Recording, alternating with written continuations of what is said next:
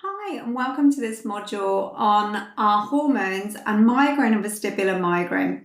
So hormones can play a really important role in migraine and vestibular migraine, and I'm talking primarily sort of female hormones here, just because mainly my market is females.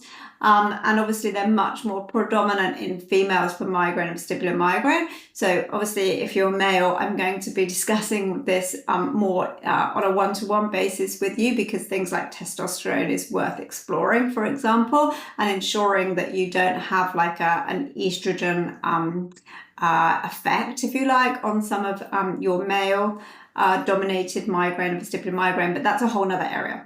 So really we want to concentrate on this module about understanding hormones, understanding the role with migraine and vestibular migraine, and often things like the estrogen and progesterone balance is often implicated, but we can also have other things, for example, to do with cortisol regulation and things like menstrual migraines. It's often very common for us to experience our migraines around ovulation and around just prior to a period. And again, that's because of the fluctuation of estrogen around this time, but there can be other implications that we do want to consider and look at.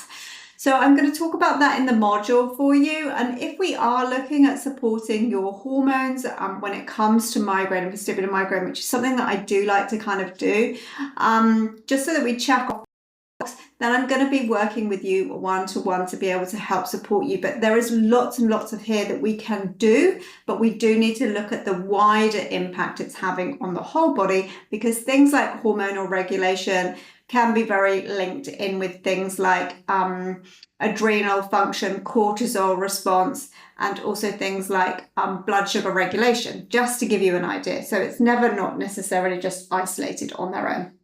So I hope you find this module helpful, and obviously we will be working one-to-one to help you support this as well, and this can make a big difference to those that are struggling with menstrual migraine, for example, or in the field of perimenopause or menopause, when we can find this activity does really heighten. You often find as well that those that are post-pregnancy, after labour, for example, this is a time as well where we get a big fluctuation.